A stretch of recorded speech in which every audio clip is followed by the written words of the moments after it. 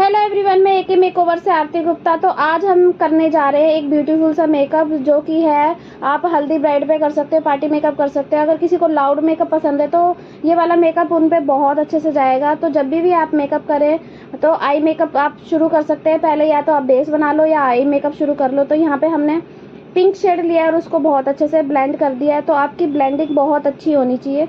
उसके बाद हमने कट क्रीज का लुक दिया है। यहाँ पे मैंने कंसीलर लिया था और उसको अच्छे से कट एक दिया, हाफ कट क्रीज यहाँ पे हम कर रहे हैं।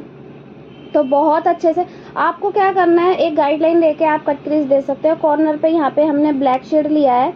तो कट क्रीज बहुत अच्छा लगता है। अगर आपकी आईज थोड़ी ब्रॉड है, बड़ी है, तो कट क्रीज आई मेकअप बहुत सुंदर लगता है।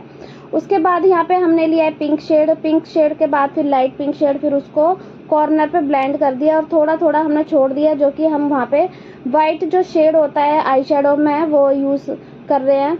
वाइट शेड के बाद हमने लिया है यहाँ पे लाइनर जो लिया है हमने मेबलिन का। आई शेडो पैलेट यहाँ पे हमने कार्निवल यूज़ किया है। तो कार्निवल पैलेट बहुत अच्छी है, उसके पिगमेंट भी बहुत अच्छे हैं। फिर यहाँ पे एक ग्लिटर लाइनर लिया है, सिल्वर ग्लिटर लाइनर लिया है, कट क्रीज के ऊपर लगाया है। उसके बाद जो भी फॉल आउट हुआ है उसको पूरे फेस को बहुत अच्छे से क्लीन करेंगे, क्योंकि फेस को क्लीन करना बहुत ज़रूरी है। उसके बाद यहाँ पे हमने लगाया है, सबसे पहले हमने हाइड्रेटिंग स्प्रे लगाया था, मिस्ट यूज़ किया था। उसके बाद हमने लगाया मॉइस्चराइज़र, उसके बाद हमने लगाया प्राइमर। तो मॉइस्चराइज़र बायोटिक का लिया था, प्राइमर यहाँ पे हमने जो लगाया है वो है स्विस ब्यूटी का। और उसके बाद फिर हम करेक्शन कर रहे हैं। करेक्शन पैलेट जो है यहाँ पे ये फॉरएवर 52 की करेक्शन पैलेट है। तो जहाँ जहाँ इनके डार्क सर्कल थे वहाँ हमने इनके स्किन टोन से 1 टोन डार्क कंसीलर लेके इनकी प्रॉब्लम को हाइड किया। उसके बाद फिर हमने लिया है फाउंडेशन यहाँ पे जो हमने यूज़ किया है वो है एक के ब्यूटी का फाउंडेशन और दूसरा फाउंडेशन है फॉरएवर 52। दोनों को मिक्स एंड मैच करके इनका शेड बनाया। उसके बाद बहुत अच्छे से ब्लेंड कर दिया। आपकी ब्लेंडिंग बहुत अच्छी होनी चाहिए मेकअप में। अगर आपकी ब्लेंडिंग बहुत अच्छी नहीं है तो मेकअप पैची सा लगता है, केकी सा लगता है।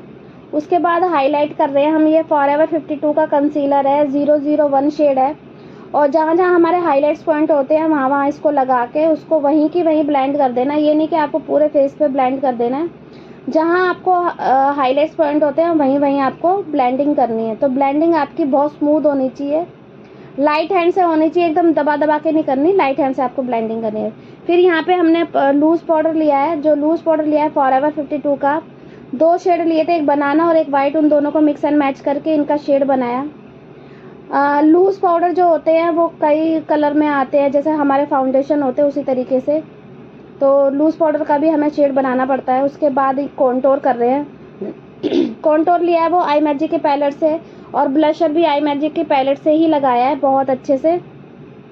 ब्लशर आप जब भी लगाएं तो थोड़ा सा ज़्यादा लगाएं, क्योंकि बाद में वो लाइट हो जाता है। उसके बाद हमने अंडर आइज़ में पाउडर सेट कर रहे हैं, क्योंकि हमें अंडर आइज़ काम करना है।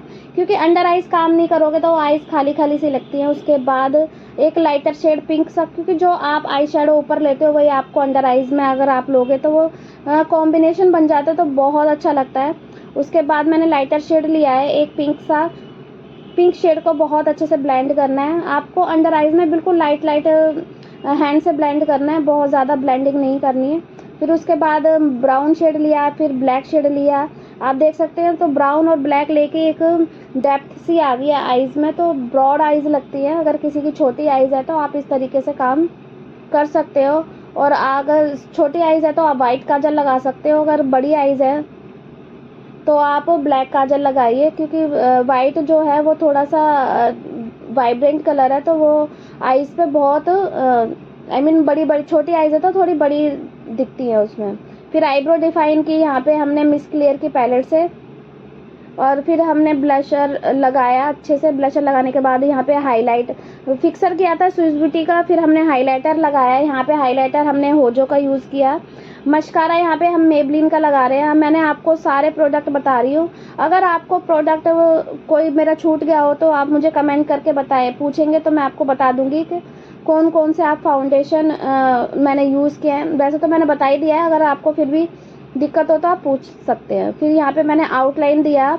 ये जो पैलेट है वो हमारी मार्स की पैलेट है, लिप पैलेट। उसमें से हमने शेड लिया है आउटलाइन के लिए। और जब भी आप लिप शेड लगाएं तो आप क्रीमी बेस दें पहले, उसके बाद आप मैट लगाएं, नहीं तो होठ थोड़े खिंचे खिंचे से लगते हैं।